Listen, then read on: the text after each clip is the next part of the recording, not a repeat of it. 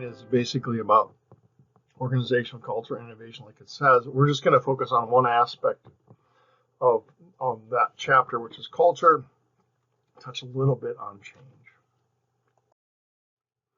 So there are basically two types of cultures. There's strong cultures and weak cultures. And strong cultures, you have a clear, defined set of, which we'll get to in just a minute, which is kind of rituals, heroes, values. Everything is very clear.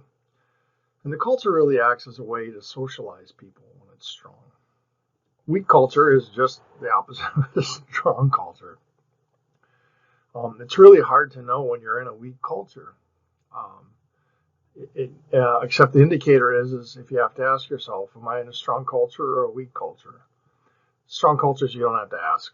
You know that it's a strong culture and you feel some change in your life, like you're being socialized or conditioned. The value of a strong culture is that organizations build value into products.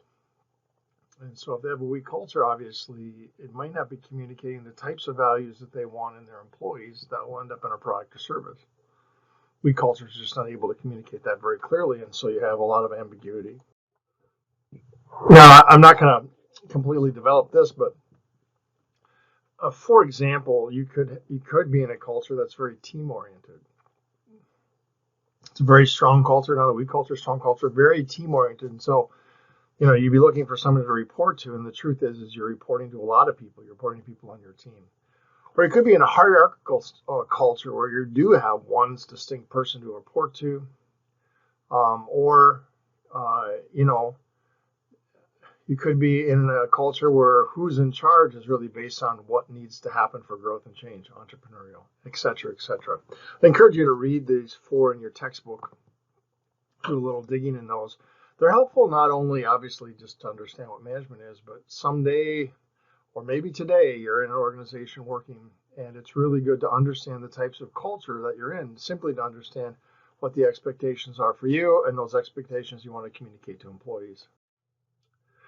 Now, this year we could spend a month on. There are classes in organizational industrial psychology and pro-social psychology, anthropology, sociology that just basically look at these 4, which are the components that make up culture.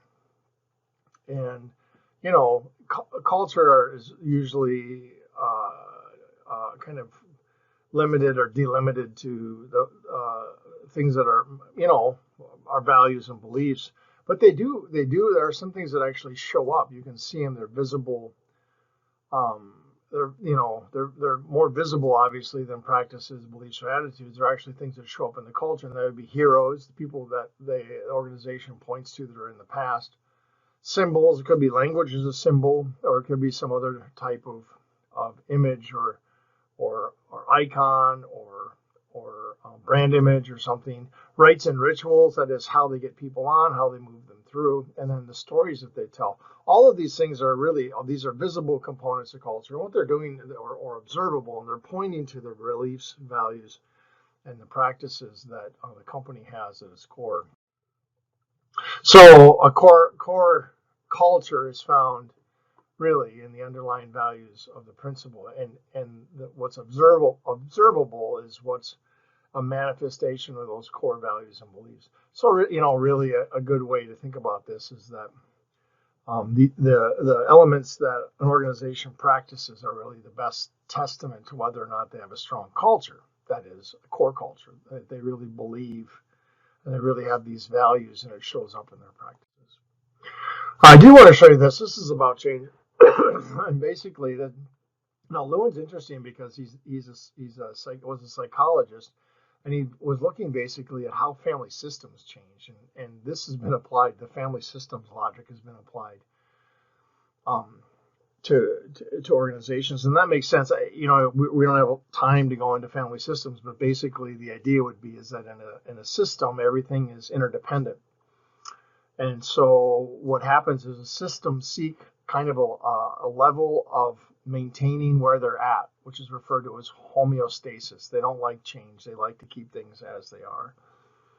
Well, Lewin observed in families that in order to get families to change, he needs to change the way that the interrelated components of a system, in that case a family, relate to one another. Organizations are no different, but this is what Lewin said way back when, back in the 60s. And so he would change, he would create a need. See that first one, the felt need for change. He would implement some type of change, which is what he would refer to as the changing. First, he would unfreeze it, create the need for change. He would bring the change in, and that would be identifying better ways of behaving. So they're driven by a need for change in phase one. Phase two, there's better ways of behaving or better ways of acting, or in his case, treating family members, and then you'd restabilize those actions or beliefs. And this was applied to organizational systems. And just so you know, it's used widely today. And of course, I'm camping on this out of all the change material in the book because it's so important. The thing that most managers miss is phase one. They don't really create a need for change. They don't create a relationship with the people involved. They don't help others get on board with the need for change. They just start changing. And you can probably imagine anyone who comes in and starts giving orders, some people may get on board, some may not. All right. Thanks much.